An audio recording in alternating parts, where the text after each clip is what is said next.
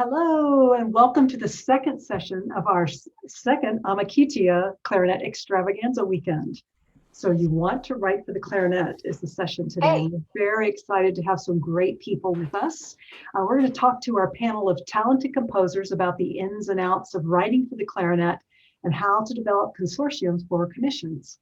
So please make sure to write any questions that you may have for our panelists on the chat during this session or on Facebook Live, and we'll do our best to get them all answered. All right, let's start by meeting our panelists.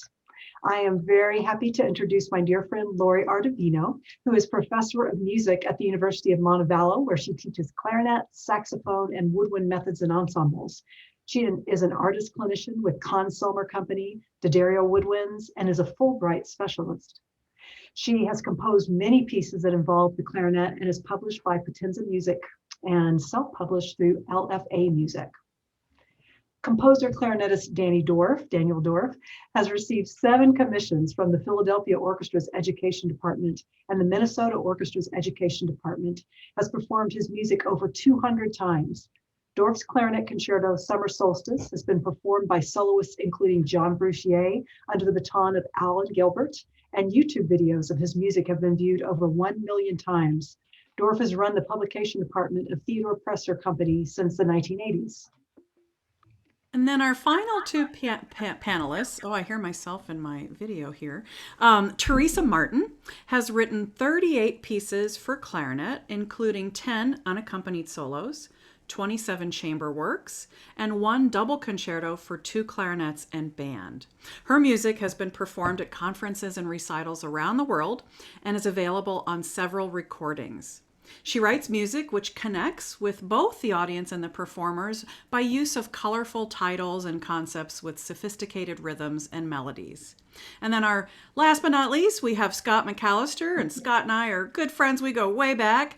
Scott McAllister completed his undergraduate degrees in clarinet performance and composition at the Florida State University, and his master's and DMA degrees in composition at the Shepherd School of Music at Rice University. Scott is the recipient of numerous commissions, performances, and awards throughout the United States, Europe, and Asia, and is professor of composition and director of academic studies at Baylor University, and his music is published with lidmusic.com. So we welcome all of you. And before we start this discussion, I just thought it would be really appropriate to make reference to the International Clarinet Association's most recent online conference, the ICA Plays On 2021.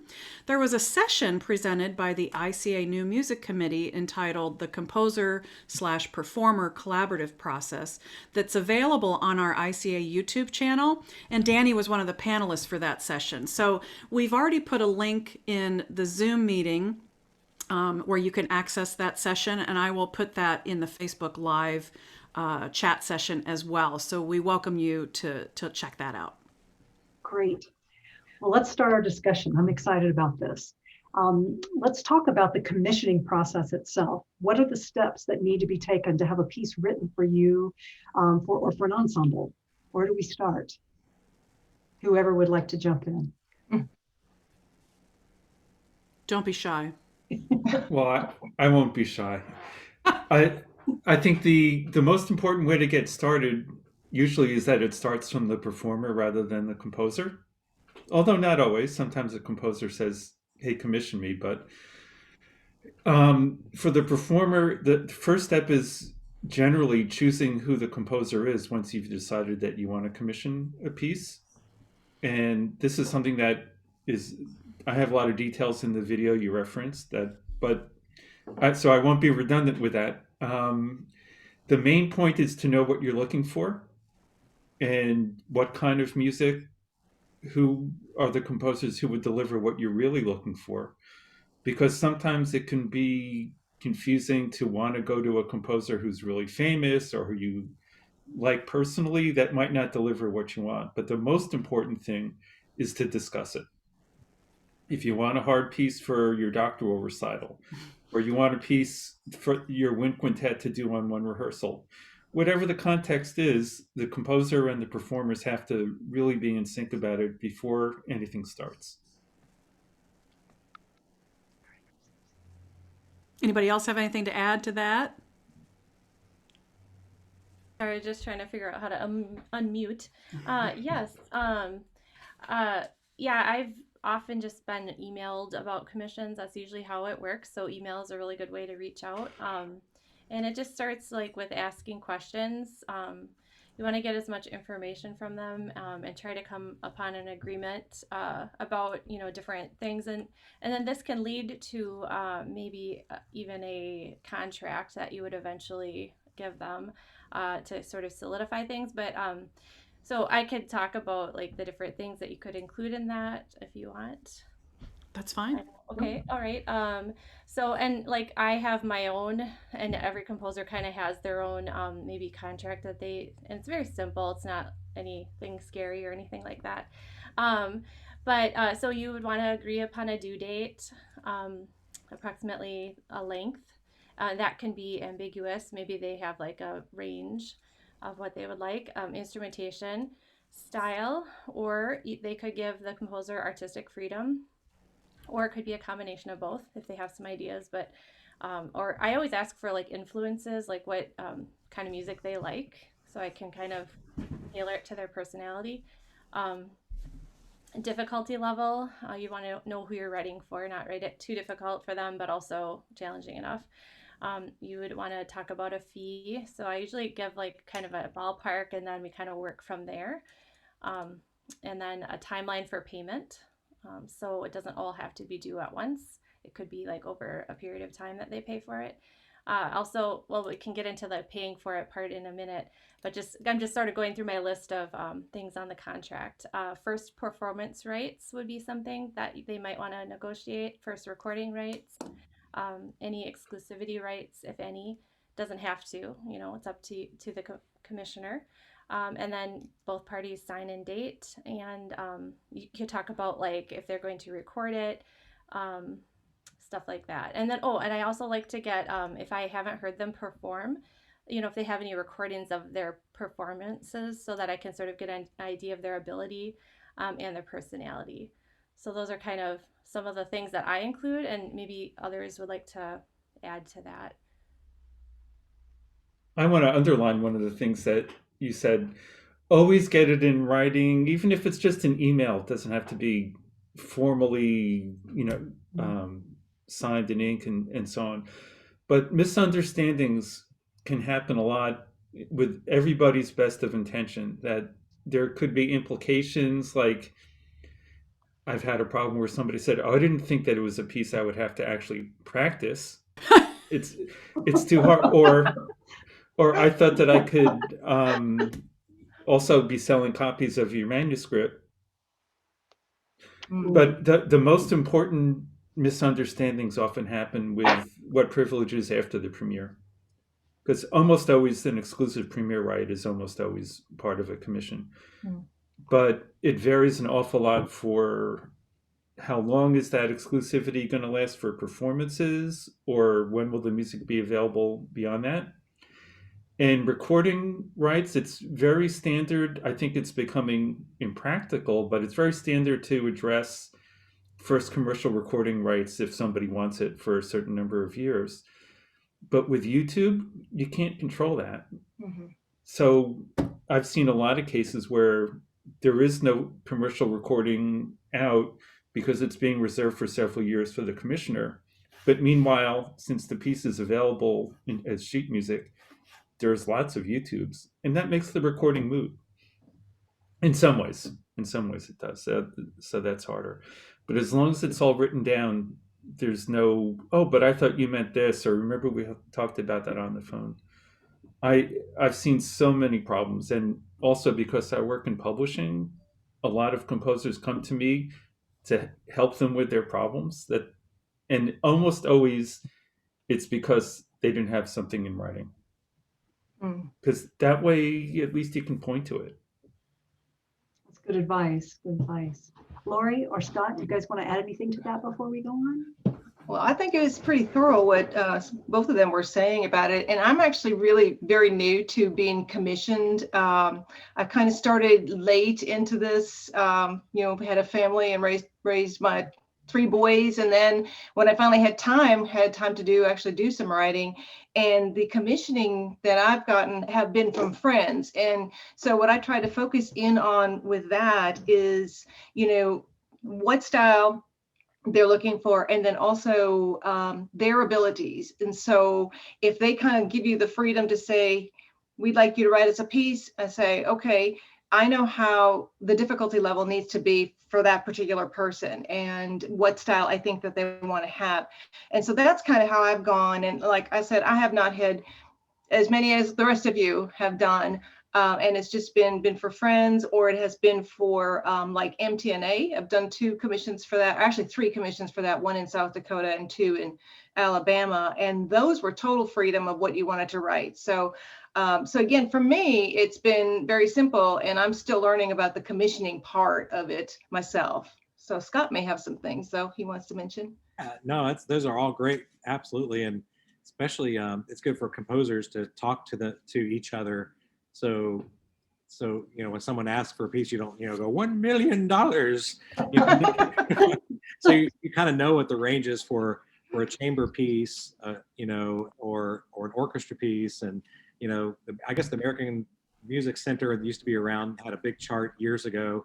It was somewhat helpful, but very flexible. And so some composers are making a living just on commissions, and the performers that are commissioning need to know, if they commission me, I have a college gig, so I'm not if I'm really excited about the project, I could be probably pretty cheap, compared to someone who's making a living doing this. But I also don't want to, when Black Dog was first out there, I didn't know what to charge for the wind ensemble version. I was charging $50 for the whole set, and I never did my research. And John Mackey came up to me and said, "You're killing us." And I said, "What are you talking about?" So he said, "Donald Grantham and myself and to Kelly, we're renting these sets out for $350 a pop." And I said, "Well, it only cost me like $15 to make the copies. I thought I was making a killing myself." And I said, "You can really make that much money?" So I drove down to Donald Grantham's house when his wife was alive. She was helping him with his publishing company, and I was just amazed at the commissions and the process of the commissions that he was doing along with the process of the publishing, and I was just undercutting myself on commissions and on on my sales because I just didn't do the research. I was just happy people were playing my music and commissioning me. But I think also it's really important for us, the composers, to make sure that they know, people around us know that we're available. How many times have all of us have people come up to us and said, "I was just scared to ask you to write. I think you would even take this commission. I never thought about commissioning a living composer." And so we need to have on our websites a process of how they can click on how to commission a composer. If you go to a convention, there's our composers that go and sit at the bar and say, "Hey, I'm available." I don't do that, but it's about creating a community around yourself and keeping open communication. If a little door opens up, most of the time people just don't know what to do and they want to do it. And don't be afraid to don't sell yourself short, because you can always kind of go. It's like my tempos in my music. I always ask for more than I really want. I'm like a used car salesman. I'm fine with 120, but I'm going to put 136 on there. But go to conventions. Here's a little pitch for RCA.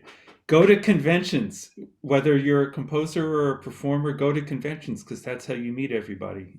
And I love Zoom, but there's nothing like going live to events. Absolutely. Because you never know who you're going to run into in the elevator. Yeah. And consortiums are a great thing, as we all know. Most of you guys know consortiums are, especially for the large ensembles, it's very helpful to offer that at first, if the money, especially if the funding isn't there for one ensemble. And I think most ensembles around the country are very used to the consortium model now. Perfect. Theresa, did you have something to add? I just wanted to say that, like I never turn down a commission. I try my best to work out, whatever needs to get worked out, if it be money or something like that. Like I don't sell myself short though either. So like I can work out a payment thing, or like over time I did that for some people. So anyway, I just like, so people who are looking to commission should know that there are composers, maybe there are some composers out there that are like, I won't do it for under this, but you know what I mean, or I don't know, who are just very inflexible. But I think in general most of us are just willing to do what it takes to get the commission, but that our time is valuable. So like, and I do think, and that Scott mentioned that ACA has this document, and it's still available. It's called Commissioning Music, so you can look it up. And you can sort of see what sort of the range is. And I used to do that. I would look at it and I'd be like, people can charge that much for this? Like, I would like be amazed. So then I would always charge less than that because I was just starting out, in my career. But it gave me like a point of reference, so that you're not like undercutting yourself. But And it's a lot everything to is negotiable. I mean, I think newmusicusa.org is one of the places that has the evolution of that list that we're talking about. But last time I looked, it says there's a large price range, but here's a sort of reference between a college student and John Corigliano, you might say. And everybody, all four of us are somewhere in the middle, right? And so when you're commissioning, some college students or people who are going, John Ye just said, hi, John. I shouldn't be looking at the screen while I'm talking. Some people who are starting out and aren't getting a lot of commissions are going to be very eager for any opportunity. So that, speaking in clarinet terms, if somebody who always gets to play at Clarinet Fest wants to commission me and I'm 30 years old, I'm going to say yes no matter what. And the other way around too, that a younger performer who's looking for ways to get programmed, if they can get a commission by a big name to do a premiere at a convention, it could be a way for the performer to get a foot in the door. And the same thing with recordings and so on. One of my favorite topics to add, though, is aside from the money aspect of it, the career benefit is, cash is important for most people. But career benefits sometimes can outweigh what an actual commission would cost. I'll confess that I wrote a concerto for free because it had an extremely good exposure. And this was at recently point of my career. I'm going to be sorry I said that, but I mean, I knew what I was weighing, pros and cons, and I don't regret it. One of the things that can be a really good tool is that composers sometimes things other than money or exposure. I know some yoga teachers who are performers who can barter a free year in their studio, for instance, or teaching of a foreign language if the performer or the composer is not a native speaker of English, or even if they both are. There's all kinds of things that can be bartered. Yeah, and sometimes it's also difficult if you have a really good mentor or colleague or friend that wants to commission a piece, and you feel bad about charging them, but they do want to pay you. My mentor, Jim Croft, the former band director for the state with Black Dog, it went from $10,000, and every time I saw him every month or so at something, it went down $1,000. He's like, "Oh, I said 9, I said 8." And I said, "Oh yeah, sure you did. No problem." And so I started avoiding him later after he got to 5. I started avoiding him, but it went really low. But I didn't care. It was like Danny said. I just knew writing for Frank Kowalski and that wind ensemble at a major convention was a lot more than financial reward, and the payoff after that was going to be much greater. So yeah. But that's why I mentioned earlier, and this is really hard, and I don't think that I always practice what I preach, but even an email like, "Hey, it was so great to catch up with you, and the fact that you want to offer me $10,000 to write a concerto sounds really cool." That way, at least when they say, "Oh no, we didn't talk about 10, we talked about," you can say, "Well, maybe you want to still renegotiate it down, but we did start at 10." At least, and some people may be trying to negotiate slippery, and some people honestly just might not remember. Or maybe you did talk about a lower number, but you didn't agree to it. So it's helpful. I But also go ahead, sorry. I wanted to add, what I thought where you were going with the benefits thing, that it also, we should be promoting that it's beneficial for performers to commission as well. It's not only beneficial for us as composers to get our pieces heard, but it's beneficial for them because, you know, a commissioner's name goes on my score, and every person who plays it after that sees their name. So, you know, that's a way for them to help get their name out there. And you know, so it's you know, beneficial to both parties, really, even the performers. So I'm just promoting that so that people will commission us more. You know. Yeah, and that's, you know, what I was saying earlier about picking your composers wisely for what you want to get out of it. There are some performers who that will matter to a lot, other performers it might not matter as much. But if it does matter to you a lot, pick a composer whose sheet music will get out there to other people so that it will be seen. And yeah, that's a terrific. I know when I was growing up, I grew up as a saxophonist, not a clarinetist, but I knew who the famous saxophonists were because of the dedications on the sheet music that I was playing. And that's how I learned their names. Awesome. Let's talk a little bit now about the relationship maybe between the composer and the performer.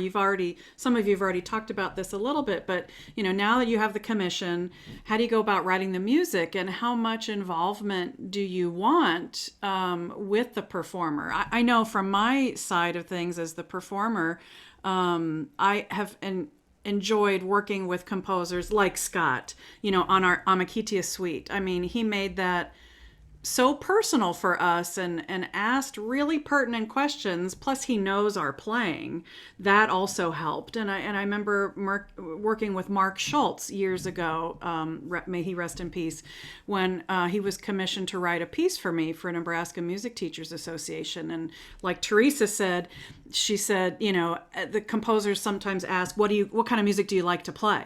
And I remember saying, well, I told Mark, because he asked me that same question, and he says, what do you like to do? And I said, well, I like these McAllister trills that Scott uses in his X concerto. And so I play it, you know, and I sent him a recording, and I said, and I love to do smears. And so he wrote me this amazing Into the Monsters Lair piece because we had this conversation. So can you guys talk a little bit about that collaborative process and what you like about it and how that inspires you?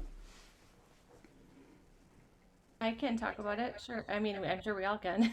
I'll just jump in. I think that it is really inspirational to know the preferences of the performer, because you know that they're going to get out so much more out of it. Like they're in their performance, you're gonna hear like their personality, and then that's gonna sell your music more even. And it's just like this meaningful relationship then that you're building between the two. I have this one piece that I wrote, Dragon's Breath. It's for two clarinets, and I even went to the extent of, and I didn't know the two people who commissioned it before, but now we're like good friends. So like through this process, it's like fellowship, or it's like, you know, community. You're just expanding your network, and I went to the extent of even commissioning artwork for the piece, and then I gave them that as a gift. And so I don't know, it's just sort of like, I don't know, I'm really excited about doing things like that, and I love meeting people, and I've been really fortunate that the people who have commissioned me have become friends of mine. So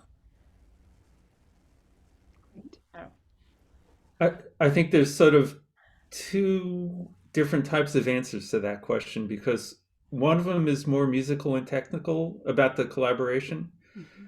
If I'm writing for woodwinds, I, at this point, sort of feel comfortable, other than maybe a funny trill or a special effect. But if I'm writing for guitar or harp, I need a babysitter, you know, to check things. But the other side of it is, like Theresa and everyone else has been saying, that, for instance, when I recently wrote a piece for Amicitia, and I knew that here were people who call each other BFFs all the time. So I thought, okay, well, those are three musical notes. So I had fun with it from there. And that's the name of the group also. So I recently wrote a piece for a group called Duo del Sol, which is clarinet and English horn. And I asked them, before I wrote the piece, tell me about, oh, that was a married couple. I said, tell me about your group and why you have that name. And they said, oh, we always go to vacation wherever it's really hot on the beach. So I said, okay, well, now I know what their passion is. If I use that to get started, it may be closer to their heart. And it gives me a starting point too. You know, Stravinsky, at least from what I've read, used to say the scariest thing in the world is a blank piece of music paper. Because you could do anything, you don't know where to start. And once you have a concept, at least you can focus. That's great. Yeah, my latest example is Nancy King, the amazing oboist at University of Michigan, contacted me a few years ago and said, you know, her son and husband are fine clarinetists, and she said, I love X and Black Dog, and I really want something from you, commission a piece from you, and so I got to know her a little bit, and I said, well, oboe can't do that. And she goes, oh, I can.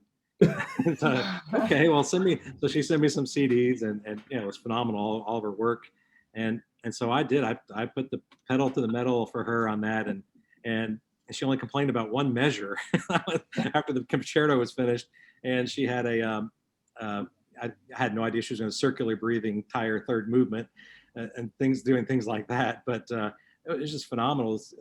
And now it's this year's the IDRS.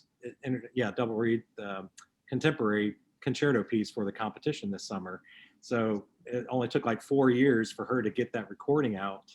And I had as a composer, I had to really believe her and believe in her, because she was really pushing me. And so I got to know her, but I got to know the oboe, and she helped me stretch the oboe further than I thought I was ever going to go. And so we had to trust each other in that process. So getting to know each other in that way, we just became great friends. And she's a big marathon runner, and that was kind of a thing that I was thinking about her playing and her marathon running. And so yeah, that process of getting to know the performer and having like I did with your duo, Diane and Denise, that just having a little signature in there for whoever commissions me. It's maybe 100 years from now, they'll read about the performers and they'll read about the composer, and they'll see all of our personalities somehow in that music. I love that idea. Yeah, so Scott, one of the things you said in there is a whole other exciting topic, which is when you said nobody can do that, and she said, but I can. So this is really a question to the other composers. Sometimes that can be a discouraging thing to, like, I've turned down commissions for pieces that could only be played by the one person who had a quarter tone contrabass flute, for instance.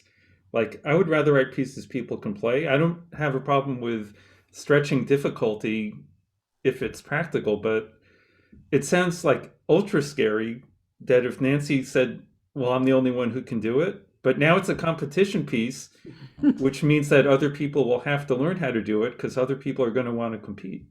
So, I mean, you really won big time on that one. Yeah, when I wrote my X concerto, I had 18 measures of high Cs. I used to send a bottle of Ambusol.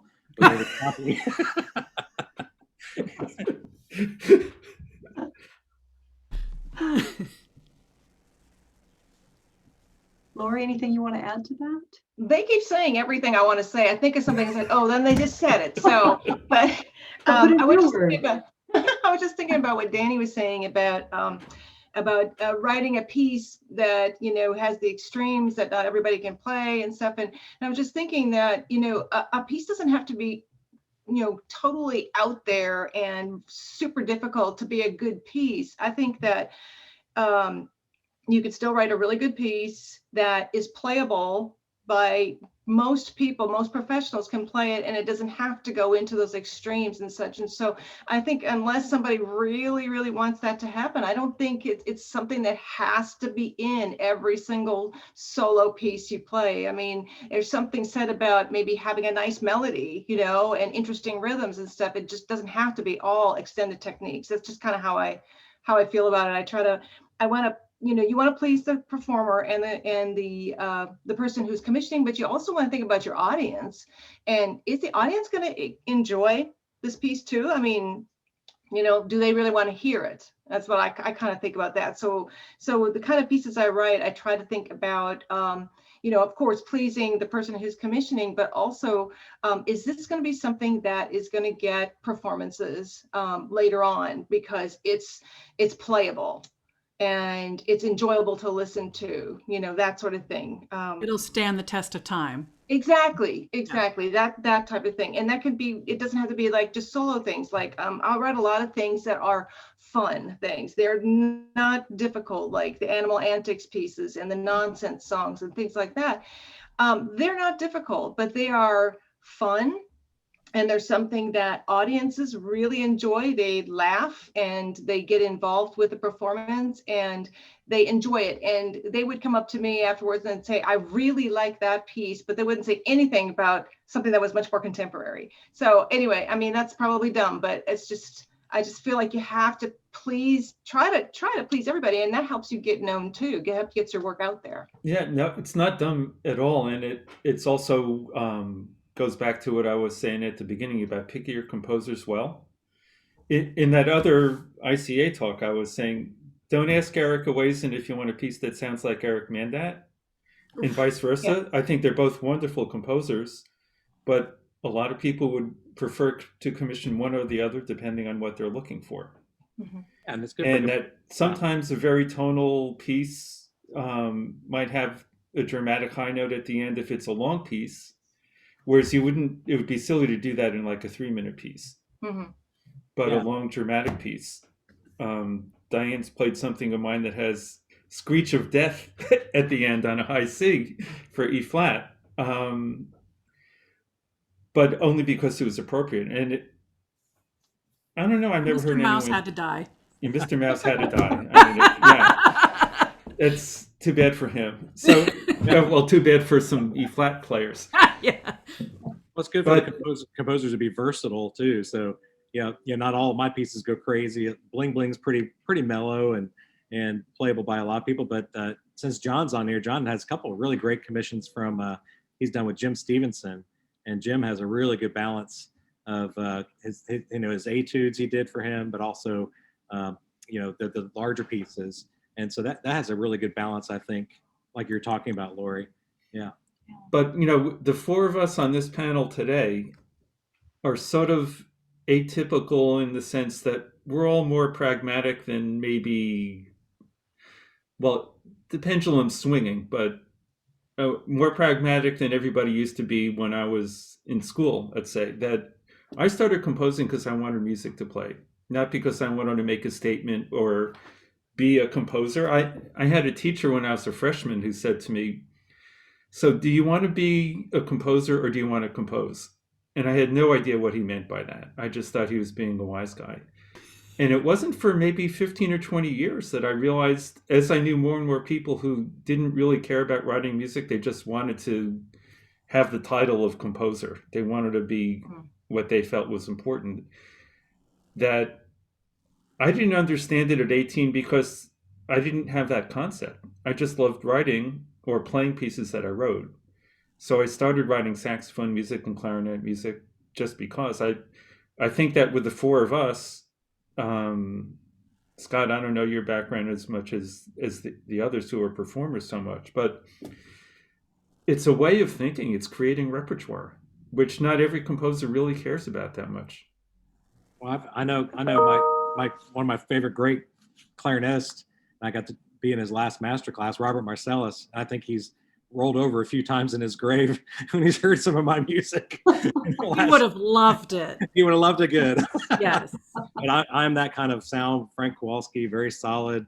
It wasn't until I lost the ability to play the clarinet after a car accident, back in 1994, that I started writing for the clarinet after that time. And so that was, yeah. So you're correct. And there are some clarinetists who love unfamiliar music but have very conservative tastes. There are some clarinetists who really want to pioneer the instrument and do things that are fresh in sonority. And there's a lot of people who want to do both. I mean, thank goodness for all three of those categories. Right. Well, as you all are writing, Is it really important? How important is it to really understand the instrument that you're writing for? Really important. I think. Thank you. Well, with clarinet, the four of us, we're clarinetists, and so we understand the clarinet. And I tend to write a lot for clarinet, saxophone, woodwind instruments, but I shy away from other things. And so when I have been asked to write for clarinet and guitar, I was like what Danny said, either I like freak out because I'm thinking, oh my God, guitar, I don't have any clue how to do this. So then talking to the person that you're writing for is super helpful, because I'm trying to write a piece for our chair, who's a fantastic guitarist, and he and I do a lot of pieces together.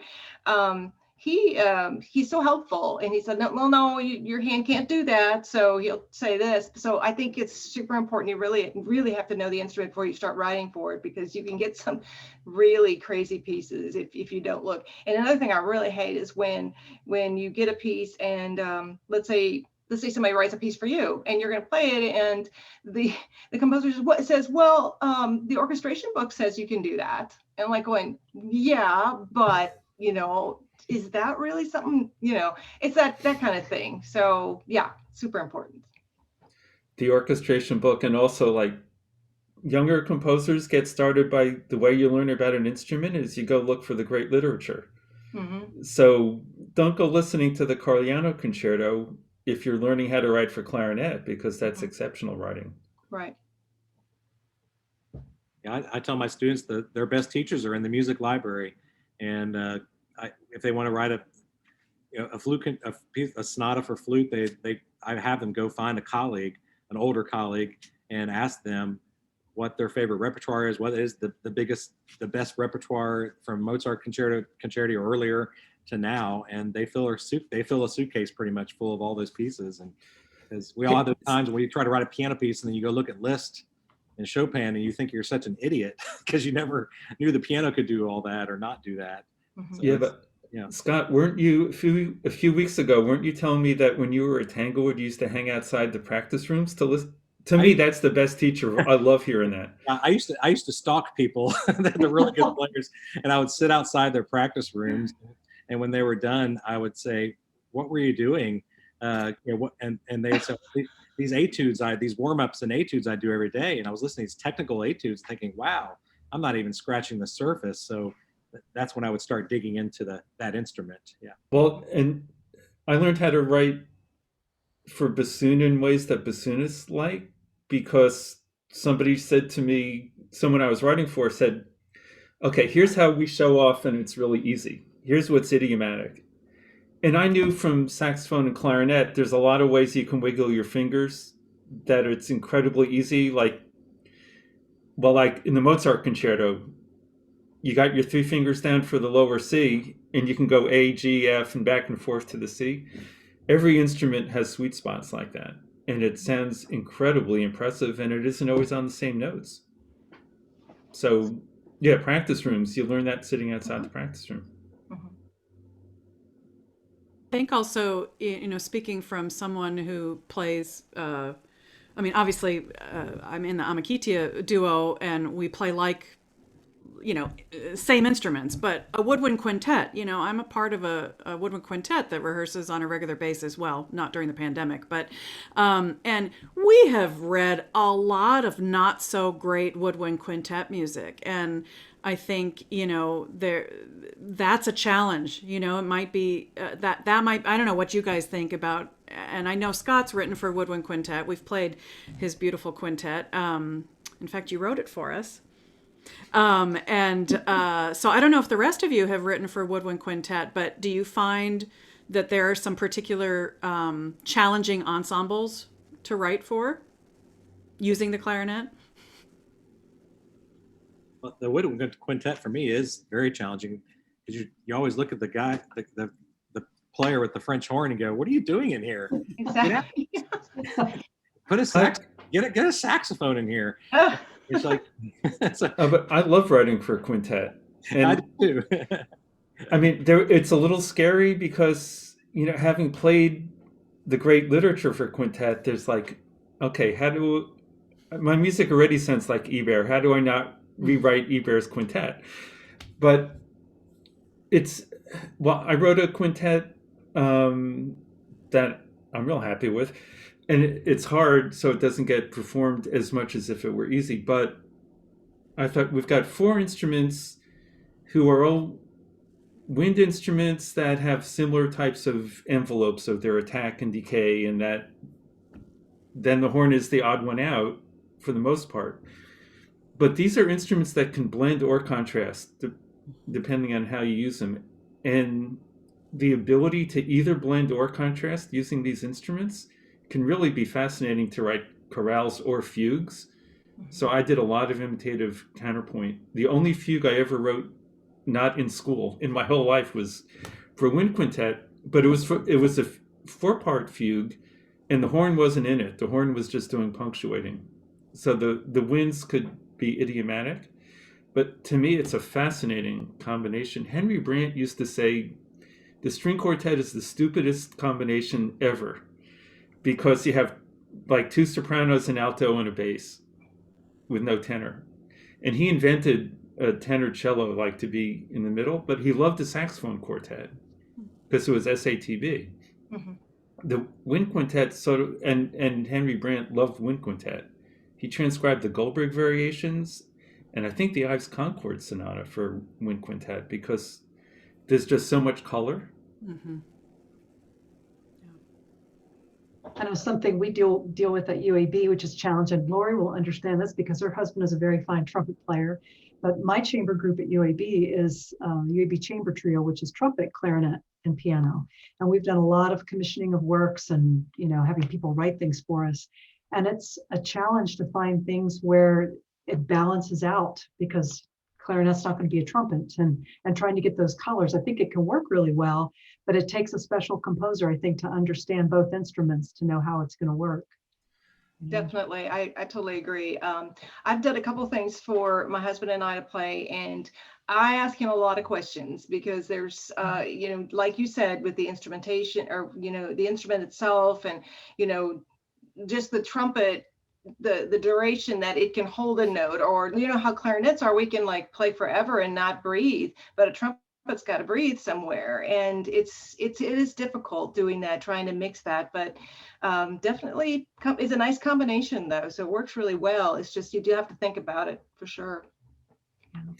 Well, Diane, when you commissioned me the quintet, I in college I played, like Danny, I think I played every bad quintet except for the Nielsen and the Hindemith, maybe a few more that I loved.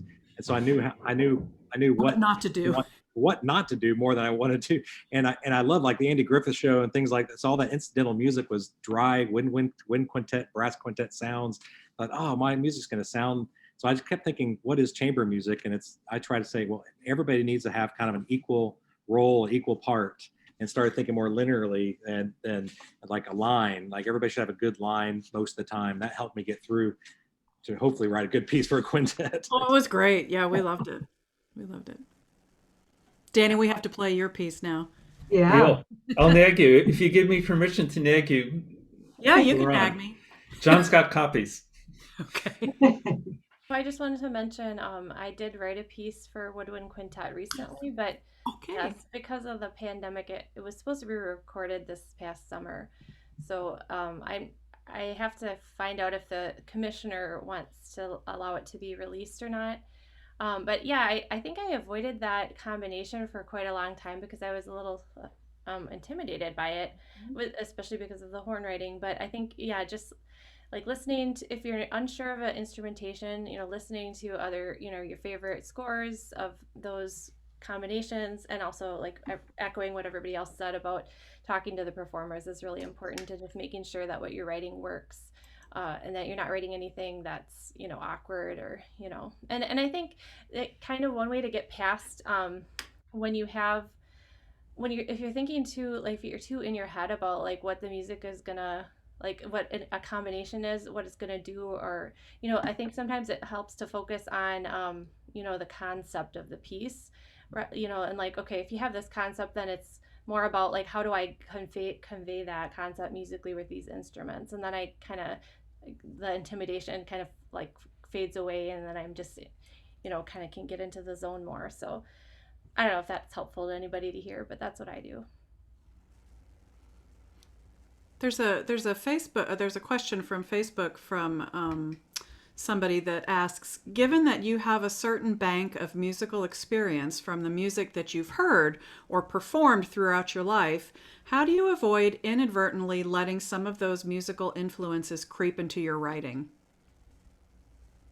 Yeah, I think that's how I would answer that is that we all have, our different musical experiences, but I think no matter how hard I try to if I try to sound like another composer, I'm still going to sound like me. And so it's like, because I'm like the filter, and so like everything that goes in is not going to come out exactly the same. So, and I'm not trying to sound like another composer, but I'm just saying, as an example. But I think, and then as you write pieces, you take what you like from what works in a piece and you take it to the next piece. And then, you build upon that. And that's how a composer's voice evolves. And I actually find it really interesting listening to like earlier pieces of mine and then going to to now, and like I can sort of hear like the progression of my the evolution of my compositional voice. So I don't know. I don't think you'll ever sound exactly like somebody else because you are you. Yeah, and I have a question about the question, because the question implies that we would want to avoid inadvertently sounding like other music. But I mean, imagine if Dvorak had to try not to sound Czech or etc. for pretty much everybody. I mean, even Germans and Italians, we take for granted that that's sort of the default of European music, but that's based on their local music. So I grew up listening to rock and roll and R&B and playing in jazz bands, and of course that's going to be a big part of my language. I try not to quote from songs inadvertently, but to have a certain feeling, that's part of my language. Yeah, this is one of the most difficult, the greatest time to be a composer, and the most difficult time, especially for young composers. But like you said, finding your environment, and if you're in Tchaikovsky's time, you might only hear the Fourth Symphony one time in your life. It's not like you can hear constant recordings and of a certain piece. So 1812 Overture, yeah, it sounds just like Tchaikovsky. So does the Fourth Symphony. So composers shouldn't worry about, as long as you're not direct quoting something. I actually have a student yesterday that the Rodriguez guitar concerto, the exact everything for the first 8 measures was in his piece. And I pointed that out to him. I started singing it as before he even played it. He says, "Oh, I was just listening to that." And so, but most composers, like Danny said, we don't want to sound like anybody else, but we also have to define yourself, like Theresa was saying. You have to be, like Gershwin said, I'm American composer. Ellie Carter was the same way. Ellie Carter would take walks around the city of New York. You could hear that environment in his music, the composer's music. So you can't avoid your environment, but you have to be yourself. And how people hear music is really interesting. Years ago, I was teaching music appreciation at a senior citizen center, and I brought in the Ives Symphony No. 2, which is sort of like an American parallel to the New World Symphony or earlier Dvorak. It's full of American folk songs, but it's very much in a post-romantic traditional kind of style. And so all the American-born listeners thought it was funny that they would hear all these songs in the context that was like Dvorak or Brahms. But there was a Ukrainian couple who didn't get the joke. And then afterwards they said, "This is a really enjoyable piece, but why was everyone laughing?" Because they just heard music that was germane to itself. And when I explained it, they said, "Oh, like Tchaikovsky's Fourth." And I said, "What? Tchaikovsky's Fourth isn't funny." They said, "Maybe not to you, but that last movement, that's a stupid little children's song about a nut tree, and he's got all these cymbals going, and it's supposed to be the world's greatest tragedy. But that's like a children's song. The ba ba ba ba ba ba ba." So, like, if it was Jack and Jill, we wouldn't think it was a terrible tragedy. We'd think it was goofy. But it's the same piece, so context is really important. Yes, I was thinking the same thing. I mean, I agree with everything you guys are all saying about this. And I think it's like, if somebody says, "Well, you sound like this composer, you sound like that one," I think it's difficult for us to not have some sound of another composer if you're influenced by that one. Like I think Scott said something about sounding like, did you say talk about Stravinsky? I don't remember, somebody mentioned Stravinsky, but I mean, I'm highly influenced by, a lot of different things. And so, yeah, maybe this rhythmic idea is going to sound like Stravinsky, or, this is going to sound like this person. So I don't think there's anything wrong with that. And I think it's really hard to avoid that. You're not plagiarizing their piece. You're not trying to be them, but you are influenced by them. So I don't feel like there's anything wrong with that. As long as they don't say Yanni, then I'm okay. Yeah. Right. Yeah. So I heard Copeland give a talk on what it was like to be in his 20s in Paris in the 20s. Since he was born in 1900, it's always really easy to do the math, know how old he was and in what year. And so he was studying with Boulanger when in the early 1920s. So he was like college age. And Stravinsky lived in the same part of Paris at that time. And Copeland said he used to walk down the same street. If he saw Stravinsky like walking somewhere, he would walk down the same sidewalk and try to put his feet exactly on the same part of the sidewalk so that maybe something would come up through his shoes, because he wanted it to sound like Stravinsky. And the music that he wrote, that there are some student pieces or early pieces by Copeland, of course they sound like Petrushka. Everybody has Petrushka pieces, because it's like pan-diatonic dissonance. Everybody in the 20th century, and now that's part of our language. So Yes, and it's not for those of us, like I'm in my 60s, so I went to school in the late 1970s. It was a terrible thing to ever say, oh, this sounds like no matter what. Like, we would all have writer's block because, let's see, I'm going to start this piece with a minor 7. Now it's been done already. What interval now that one's been done too. And that's what it was like going to school back then, that the cult of originality was so intense that it was ridiculous. Yeah, that person further clarified what they were talking about. They and you guys have been talking about this, just so you know, but he said, yeah, I was really trying to ask, how do you find your own unique voice? And I think like that's just what musicians think too. How can I be a unique clarinetist? I hope I'm a combination of Frank Kowalski and Robert Marcellus and my colleagues that I listen to in the Woodwind Quintet and Denise and anybody who I hear, who I admire. I'm hoping that I'm kind of a combination and I'm finding certain things in my own playing. And I imagine composers, you all feel that way too. That's how you develop your own voice. And I think it has to be not intentional.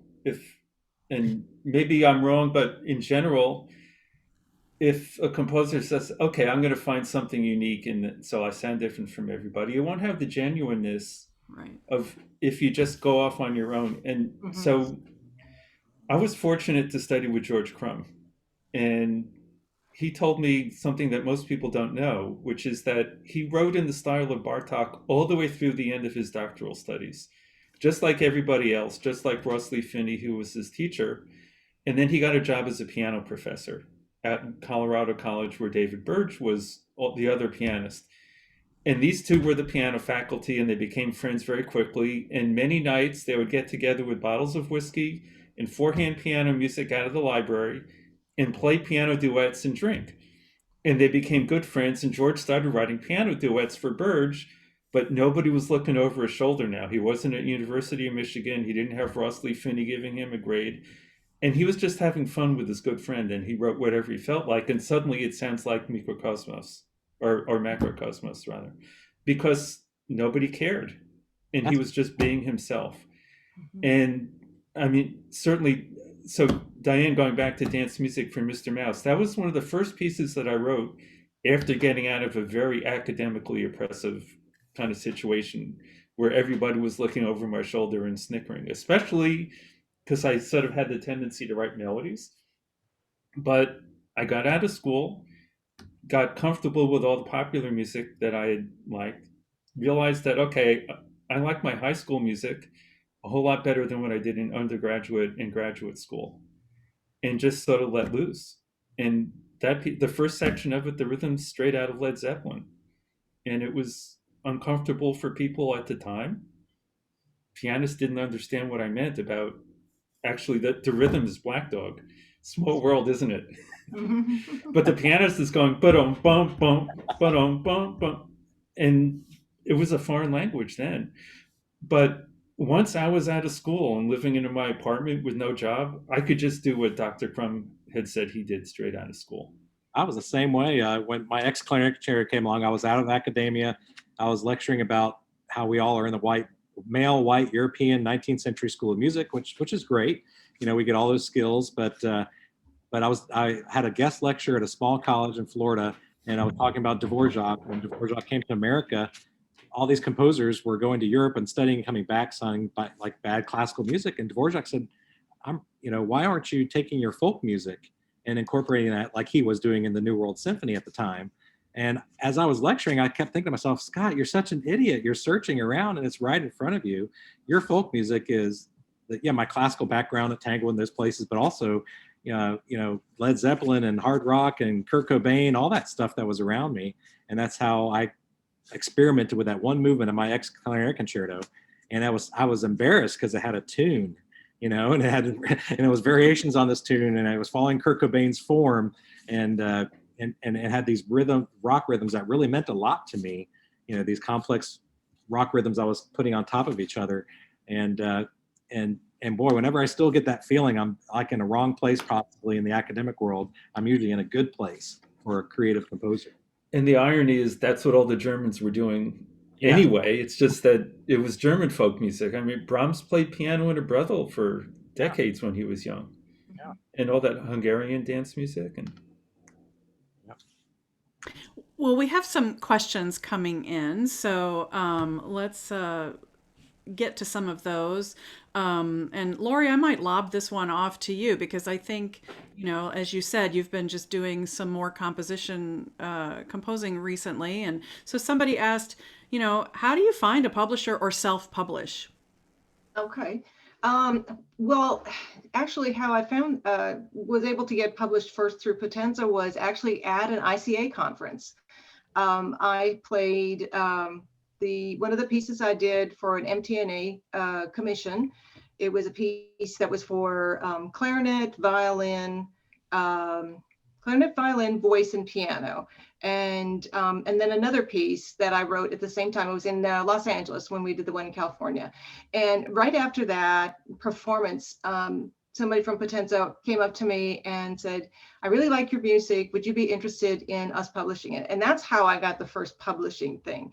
And of course, I'm thrilled because I thought, oh my gosh, somebody noticed me, kind of thing. And so that's how I went about that.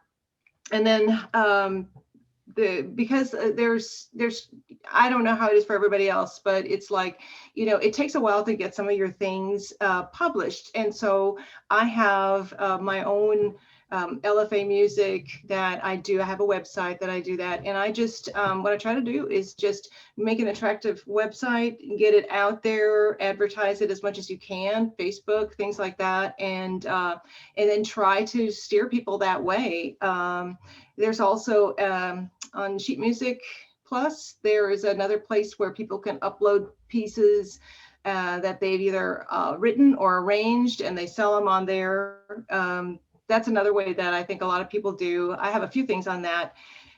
So anyway, it's just, I think it's just being, just persevering, just trying to get your name out there. And it helped me so much just playing at a conference and somebody hearing what I did or what I had written. That was so great for me.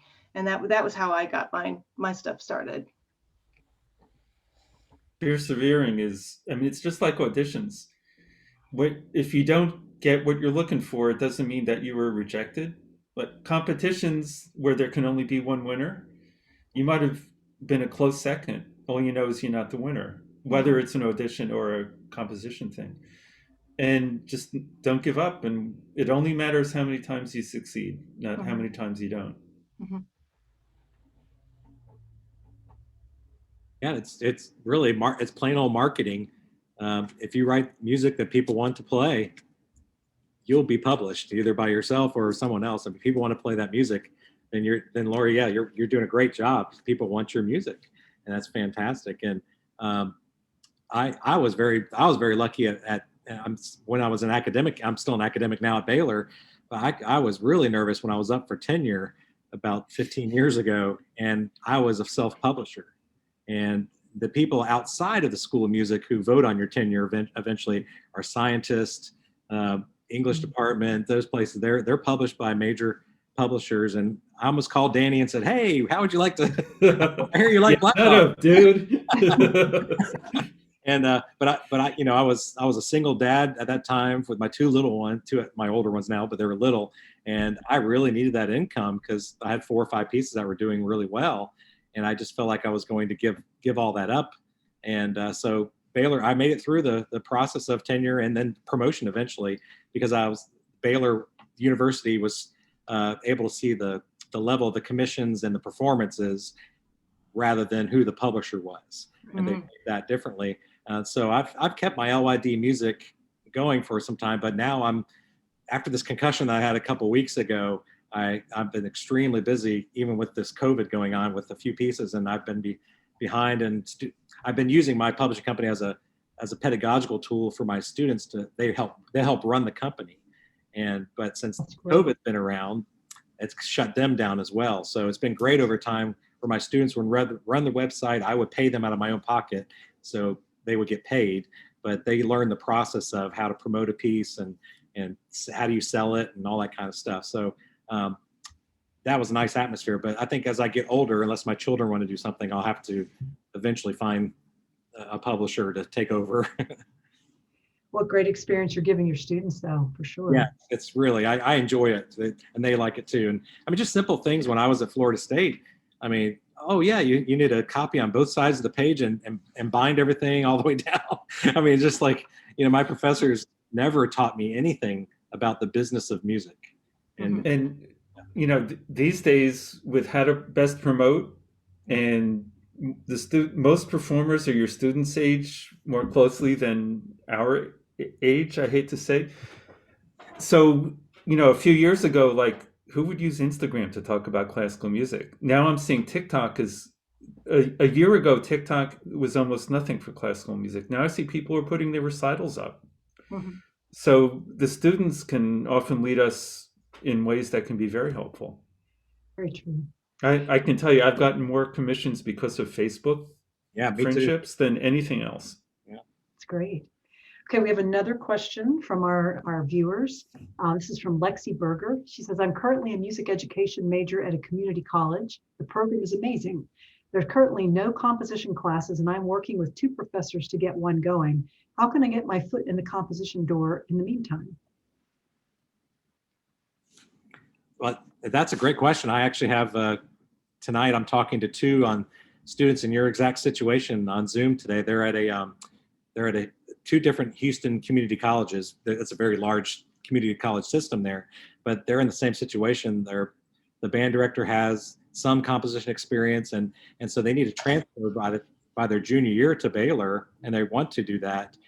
So I'm going to be working with them from now through the summer. So basically, your best idea is to get a portfolio of compositions that are strong enough to get you into the program, because when you transfer, it's a lot of catch up to do, and you might have to catch up on a few theory classes as well, if they have a counterpoint class or an orchestration class. But we offer composition lessons from the freshman year on. So my students have to double up on composition and some counterpoint classes.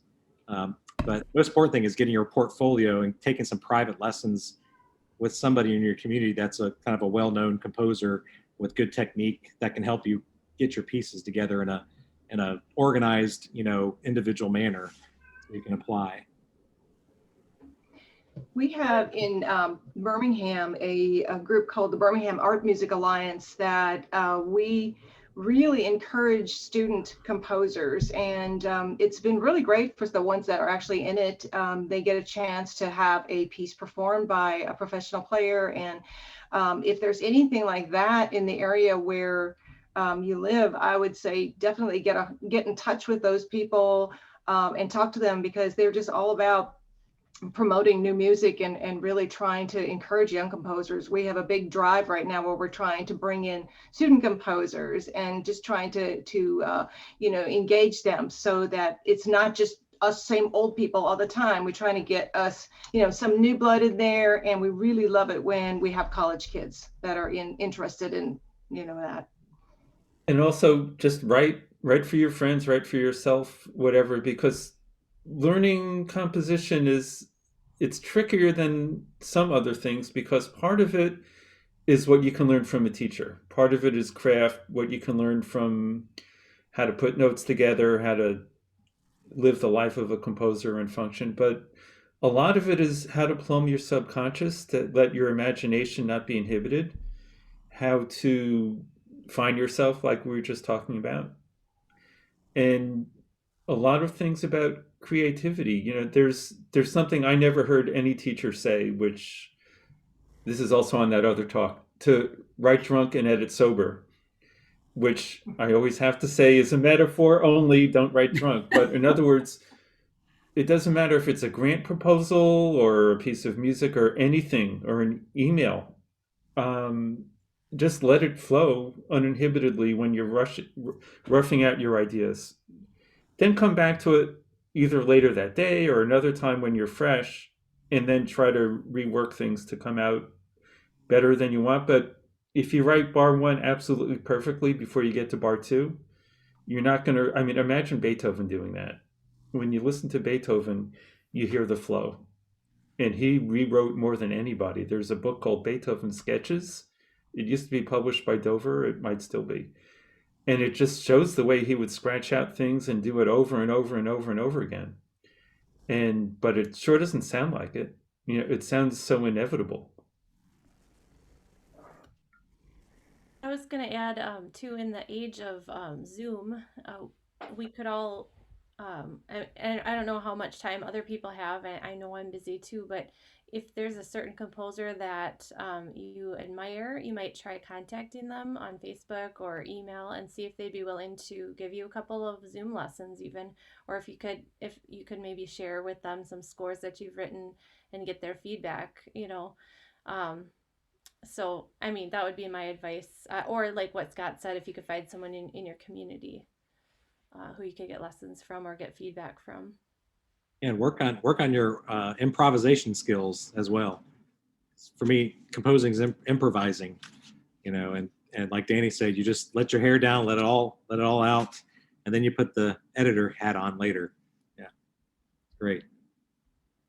That's great. Do you guys know of any websites or free or low-cost resources for composers to get their music out there for people to see and hear? Well, yeah, one of them, Lori, was saying Sheet Music Plus. They have this self-publishing vehicle, I guess you'd call it. Mm-hmm. But there's a lot of others. J.W. Pepper has something like that. Yeah, there's a Bandcamp is pretty good. Doesn't Sibelius used to, and Finale used to, and it might not even have to be using their software, but they use their platform as a way to do that. But so the biggest problem, or the biggest challenge, let's say, with self-publishing is getting noticed. And that's also true with standard big publishers. There's a lot of music out there. And getting noticed is always going to be hard. So a lot of composers sell or give away through their website. You got to get people to your website in order for that to happen. Mm-hmm. Yeah, we were just really talking in the previous session on bass clarinets that, so many people are writing so much music, but it's accessing all of this new music that I feel like the performers, we don't know where to go sometimes.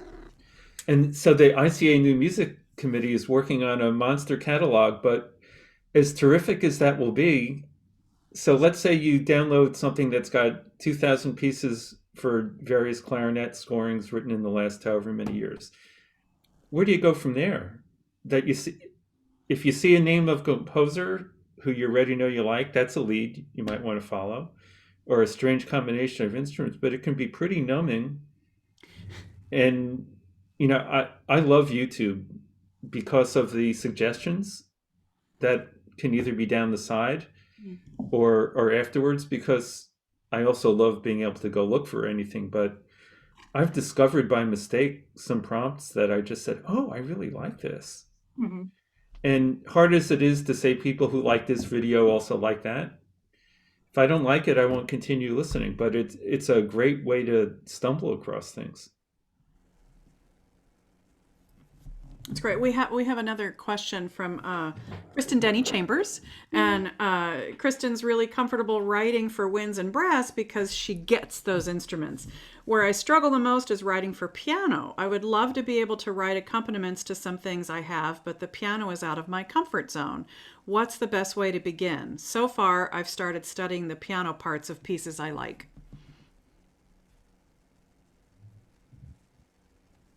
Yeah, that's the best place, like I said, to go and discover all the great repertoire of pieces that are just accompanying a soloist, or go to Brahms where it's the piano part's even more than the sonata soloist, or they're intricate. They're both equal. It's a real duo, and just some people say, well, just go start practicing the piano, and that no, you need to go to the scores and show all the great piano writers of the past, and even right now what's being written is very important to study. And most of my students, they're when they're young, just getting them out the Alberti bass, basic accompanimental things, and say this is a real duo rather than just basic accompaniment as a start there. But it depends on what your musical and artistic functional intent is, because the Brahms, like Copland, has this duo for flute and piano that really is a duo. Most, like timepieces, same thing, that it's a duet. We think of it as clarinet with accompaniment, but it's a duo. And most contemporary, and I say that really not last 100 years or more, is like that. And like Scott said, the Brahms piano parts are harder than the clarinet parts. And if you can get someone who's a good pianist to be your duo partner for the Brahms, you really win. But Schubert, Weber, it's definitely an accompaniment. So depending on what kind of music you're writing and what you want, if you want accompaniment, it's not as hard, and it can be sight read. If you want a real integrated duo, then it's tougher. I was going to say something similar. If you have a friend that is a pianist that knows a lot of repertoire, talk to them, and because they are just so full of information. I have one of my best friends is a fabulous pianist, and she has played everything. I mean, really not just clarinet stuff. There's and all the accompaniments for everything. And she has helped me a lot just when I've been doing accompaniments, piano, or like piano, because I write a lot for our trio that I have. It's piano, voice, and clarinet. And she's been very helpful, with that. So if you've got a friend that really understands the instrument, that's how I learned how to write for piano. And don't be afraid to make mistakes. Absolutely. The worst case is the pianist will say, can I take this down an octave? Or could you thin out this chord? They're not going to laugh at you. They're going to give you advice. I've said that to Scott sometimes in some of his music. Hey, can you write that down? Can you make that easier? Well, and it's important. And I think obviously Scott was not embarrassed. He was grateful, right? That you said that, even though this is right. It's so much easier to write something a little more difficult and take it down than it is to try to add to something later when you're disappointed that it might be too boring or something. Yeah. What John Ye did that to me, though, is he played my clarinet concerto. The first time he did it, he said, could I take this up an octave, or could you make it harder? Now it's an Assia. It's called the John Ye Assia at the end of the first movement. That's great. Such a fun part of it all, though, is being able to work. I know for Diane and I, as the performers, getting to work with you all, and hopefully Theresa soon. I was sitting here thinking, how lucky are we? We have pieces from 3 of the 4 of you, with Theresa to come hopefully soon. That it's just so great to have people that we feel very comfortable reaching out to and saying, we love this, but could we think about this way, or this doesn't work quite so well for for myself personally, or whatever. And I think it ends up being this neat relationship that makes the music even better ultimately. I think so. Mm-hmm. Yeah. I have just a question that I wanted to ask you guys, that what do you like about writing about clarinet? Why clarinet? And also, what are the specific challenges that you find for writing for the instrument? The mini. I think I know why I write for clarinet, but well, everyone keeps asking me. And I know a lot of clarinetists, and it's my main instrument. So, but I also play piano. Maybe a lot of people don't know that. I also play piano at a pretty high level. And to answer the question about how to write for piano, I would just say, besides, echoing, asking friends who play piano, but also like what fits. Put your hands on the piano keys and what fits under the hands. It's kind of like when I write for like mallet percussion, you have to think about the mallets and like how that's gonna feel. So it's just like what's idiomatic. But then if you're not a really good pianist, you'd obviously have to ask a friend. But yeah, so clarinet, I know it really well. People keep asking me, so that's why I love writing for it. It has so many different colors that you can produce, and it's just an incredible instrument. I feel like it's like one of the most human sounding, but also can like be superhuman. It can just like do so much. It can like transport you to another world. I think there's a related side to that question because the four of us are clarinetists. So there are certain types of anti-idiomatic mistakes that we're not likely to make, and certainly we won't make unwittingly, like a 5-octave slur from one note is hard, especially going down. And unless you circular breathe, you need to breathe. So there are certain technical things like that I don't think any of the four of us would stop and say, I wonder how doable this is, because we know. Whereas like if I'm writing a bassoon trill or tremolo, I don't know if the fingering is hard or easy for some of it. To me, so another side of the question might be, what problems do you see composers have writing for the clarinet, those composers who are not clarinetists? Because there'll be a lot. Yeah.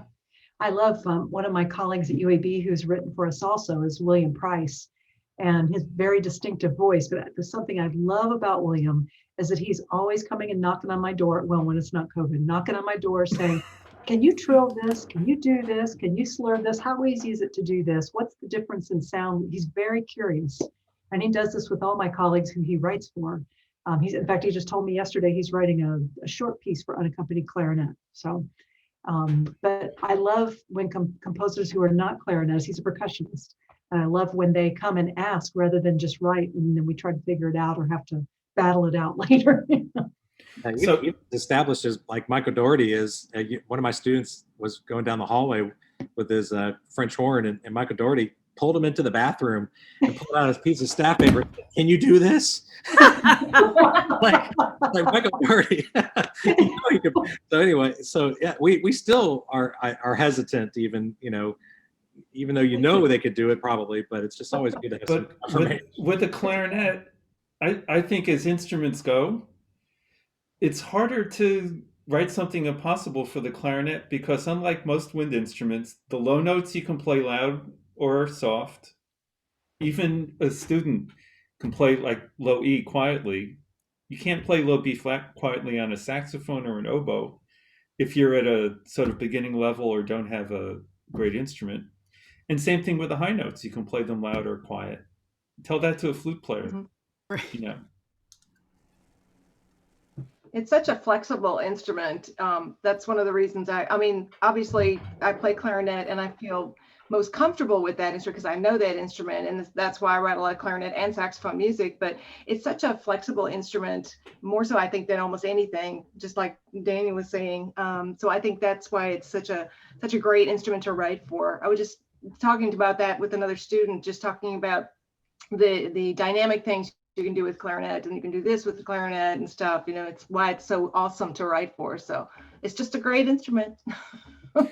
Before we run out of time, do we want to talk about writing for bass and contra and E flat? Because some things are similar, but the world is really different. Sure. Writing for those instruments. Sure. I mean, I love writing for bass because I feel like it's my voice that, I mean, my speaking voice is in the same register. It may be why I gravitate towards playing it because I like the physical feeling of those vibrations, but artistically it's very different. The range is so incredibly large for an experienced player who can do the altissimo and so on.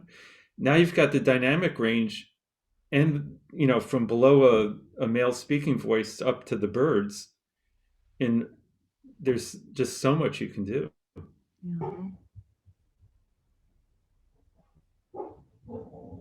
And if anybody ever wants to buy me a gift, I would love to have a Contra. Just mentioning, You just guys. mentioning in passing, a wooden one. Santa. A wooden one, yeah. That's why I An chose. old one at UAB I can send your way. Oh, Danny, that's why I chose that last year or this year's competition for ICA was for bass clarinet piano. It's really taking off, and Oh, good. it needed to have a competition, I think, on the international level for that. Yes. Yeah, whenever I'm asked for, every time I'm finished with a clarinet piece, I'm like, that's the last one. I'm it's just like, it's like a good old friend, it's like after 3 days, you start smelling like fish, it's like, yeah, finish, ready to go, move on. But something always snags me back Yeah. in. And the other advice, giving advice to composers who are listening and maybe not as experienced writing for clarinet, the A clarinet is, I think, overlooked by people who aren't as experienced, particularly if you're writing tonal music. If you're in flat keys for more often than not, it can be very easy to play, I said that backwards, if you're in sharp keys more often than not, write the piece for A rather than B flat, because any professional or advanced student has an A clarinet. You may actually get the benefit of going down to C sharp concert pitch rather than D, and doesn't really hurt you at the top. But the music can be a lot more idiomatic for the fingers depending on what key you're in. And they get to use their instrument. Yeah. But I mean, I don't mean solo pieces. I've played like premieres of chamber music for a big mixed ensemble. It could be a wind quintet, where so much of what's going on is in B major and F sharp major and so on, and it's so much easier to play it on an A. Mm-hmm. So what Well, maybe- clarinet players inspire you to write? Do you have anybody that you heard, you thought, I've got to write something for them? They may not want to answer that question. Who You don't knows? have to. The two hosts that I know of. Oh, yeah. Well, yeah, and a lot of times, I mean, seriously, a lot of times it can be, I love everybody who plays well. Seriously, I'm so excited to be working with you, but anybody who plays well is going to give a good performance of my music, and that's the goal, and who commissions tends to come in. But when I heard the Eddie Daniels breakthrough, I had to write a piece for clarinet and strings in response, and that became the concerto that I was saying that John played.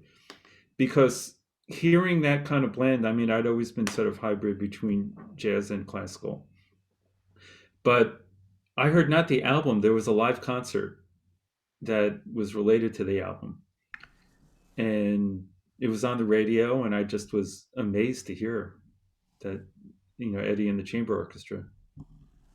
Well, that's what I mean, because sometimes there are so many great players out there, but sometimes there's that player who does something different, and it just lights your fire. Whether you're a performer or you're composer. I was just curious if you mentioned one of the people that just you heard and they just turned you on to writing for clarinet. If you hear like Frank Kowalski's, who I wrote Black Dog for, his version, I love his version. I love Robert Spring's version, amazing as well, totally different. Totally Yeah. different. Yeah. I would write for both of them any day. Oh, sure. Yeah, if I don't mention this, I'll probably be in trouble. But of course, Robert Spring, because he was my teacher, and I wrote my first piece, Solar Flare, for him, and many pieces after that. So yeah, he's of course has been a huge inspiration to my clarinet writing. What a dynamic performer he is. And I think it's so interesting now because it was so hard. I wrote it. I tried to write it hard as I could for him because I knew, what he could do. But now, like, undergrads can play it, and I'm just like, what? So I think I maybe inadvertently raised the bar on clarinet playing. Sorry, guys. Thanks, Iris. Along with Scott McAllister and all of you who are also writing really hard stuff. We've all raised the I've bar. had high school students winning or playing concertos with Black Dog or X. I mean, it's just it's like sports. Sports is the same way. You never would think you would see the national NBA having 120 points in a game, 20 years ago, those type of things. So I think every kind of physical kind of activity like that, there's always someone that wants to take something a little bit further slowly. And and the range of instruments, yeah. Because I mean, when I bought my bass in 1980, you couldn't find one with a low C. I was studying with Ronnie Rubin. He was calling all of his friends, and finally they found Ponte's had a few in the basement. So I got lucky, but there was none anywhere. Now it's like, so what? Everybody has a low C, and I got gigs even though I'm not that good. I was getting gigs in Philly because I had the only low C in town. and the same thing with the high side of the instrument. Little by little, for every wind instrument, higher notes, just you find ways to do it, and then more people write for it. And I mean, Black Dog, like we've said, it gets easier because people are practicing what used to be unfamiliar. Well, maybe to just wrap up really quickly, if we could just go around, and do you have any advice that you would like to give to young composers writing for the clarinet, or even just writing in general, trying to build their careers? What advice might you impart upon them? Do what you love only if you love it, not because you think you have to. And a lot of people, because their teachers, their parents, their peer pressure, start going down the path of a career that is not a career that you go into because it's romantic and fun and anything other than toil and vulnerability. And if you love it so much that you'll put up with the toil and the vulnerability, then you might be able to put up with all the hurt.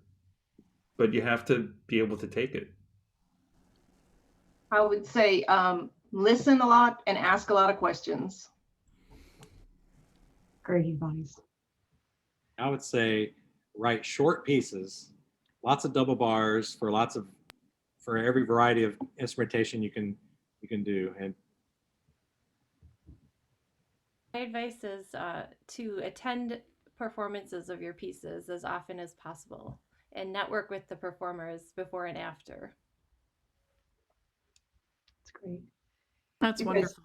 Yeah, you guys have been wonderful, and I've learned a lot, and it's exciting. We look forward to playing your music and to getting some more new music. This is something Diane and I are very passionate about, and we cannot wait till we can play together again and get busy performing again. But thank you for giving us your time today so much. And thanks to everybody listening. I hope this was very helpful to you.